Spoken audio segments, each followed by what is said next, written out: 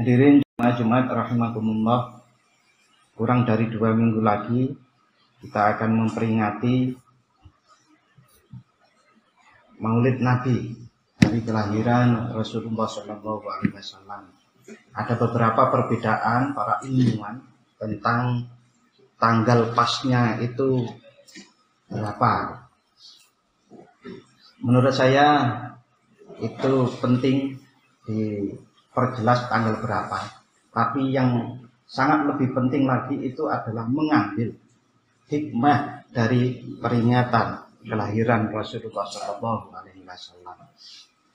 Tanggal berapapun, tapi yang lebih penting dari peringatan itu adalah mengambil pelajaran, mengambil manfaat dari peringatan itu sehingga kita bisa menjalani hari-hari kita ke depan lebih baik sebagai hamba Allah Subhanahu wa Ta'ala. Bahkan ada pro kontra, apakah peringatan Maulid Nabi hari kelahiran Rasulullah SAW itu kemudian merupakan satu perbuatan yang baik atau malah bid'ah.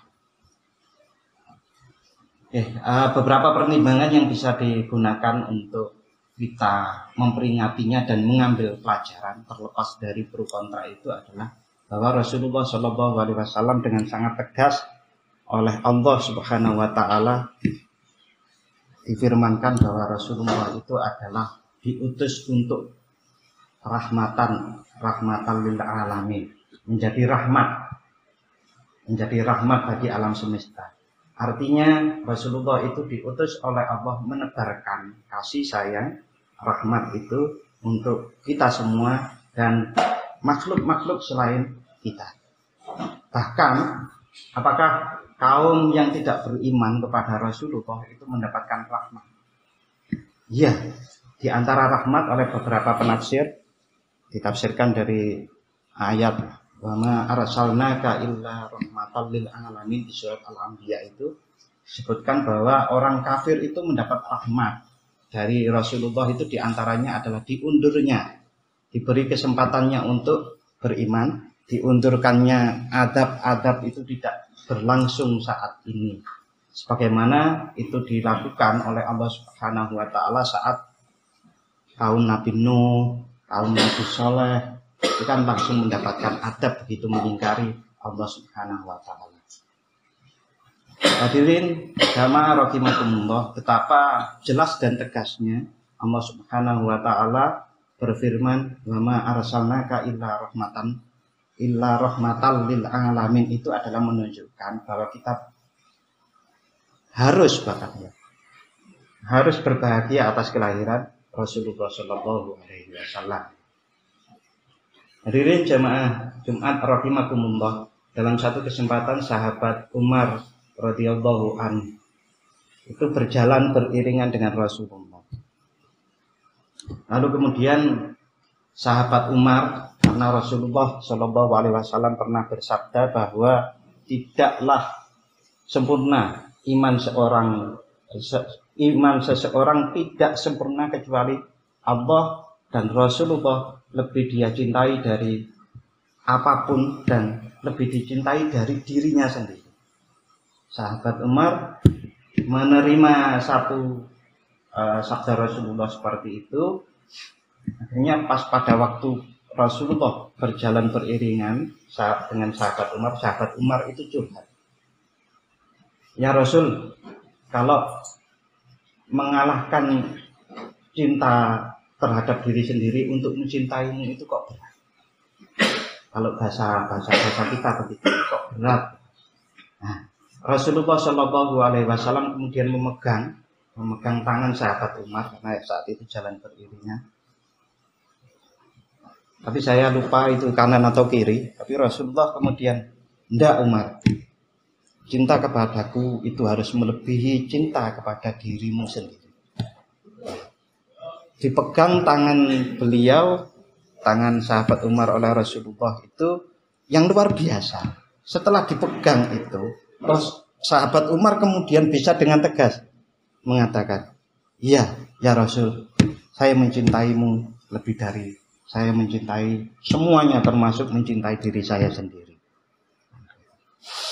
Bahkan ya, itu ada rahasia apa ya luar biasa yang tapi betapa para sahabat Rasulullah yang dekat Rasulullah itu ada yang tiap hari mau ke pasar itu selalu mampir di rumah Rasulullah. Kamu mau kerja kok ke sini? Ya karena saya cinta Rasul. Saya senang dengan Rasul. Bahkan pada satu saat ada sahabat juga yang lain merasa sangat sulitnya untuk menjadi hamba Allah yang sebetul-betulnya hamba Allah yang solih gitu. Itu gak sulit. Itu juga curhat kepada Rasulullah dan Rasulullah kemudian menjawab, ya jalankanlah semampunya, semampu-mampu. Lalu kemudian ditambah bahwa nanti orang-orang itu akan beserta almar'u ma'aman ahabba, bahwa seseorang itu akan bersama nanti di akhir nanti bersama orang yang dia cinta. Berbekal cinta kepada Rasulullah Shallallahu Alaihi Wasallam itu para sahabat mendengar itu begitu bahagianya, karena mungkin karena mereka bertemu langsung dengan Rasulullah yang mengagumkan seperti itu, maka tidak sulit bagi mereka untuk mencintai Rasulullah. Karena ketemu langsung, dipisahkan bahwa wajah Rasulullah itu melebihi ketampanan wajahnya Nabi Yusuf. Padahal waktu Nabi Yusuf dilihat itu saja para wanita bangsawan di Al-Quran disebutkan itu mengiris tangannya tidak terasa karena terpesona oleh ketampanan Nabi Yusuf. Kita saja ada orang yang dikabarkan baik sekali, tidak pernah ketemu, hanya orang baik itu. Kita tidak terima saat orang itu direndahkan, karena kita mengetahui bahwa dari berita, dari kabar itu orang baik. Tapi kalau para sahabat itu langsung ketemu dan merasakan betapa baiknya Rasulullah SAW. Nah, bahkan di dalam satu ayat Al-Quran juga disebutkan, disandarkan bahwa untuk mencintai Allah, qul in kuntum tuhibbunallaha fattabi'uni yuhibbukumullah. Kalau kalian mengaku cinta kepada Allah, maka ikutilah aku.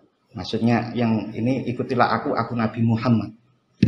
Itu kan luar biasa. Untuk disandarkannya sebuah rasa cinta kepada Allah itu dengan mengikuti ya, dalam tanda kurung cara metode Rasulullah SAW.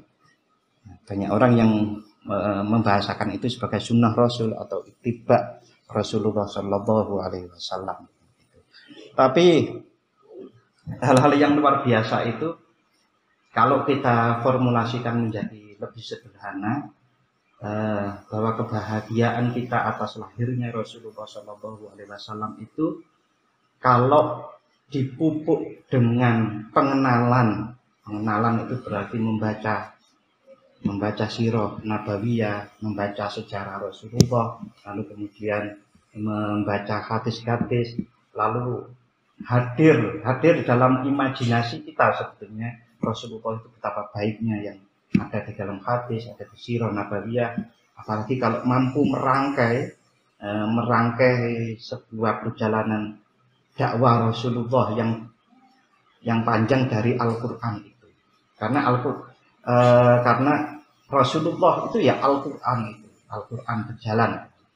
Maka kalau bisa memahami dan merangkai dari Al-Quran menjadi sebuah fragmen perjalanan dakwah Rasulullah akan lebih dahsyat lagi. Kita bisa mengenal Rasulullah SAW dari situ.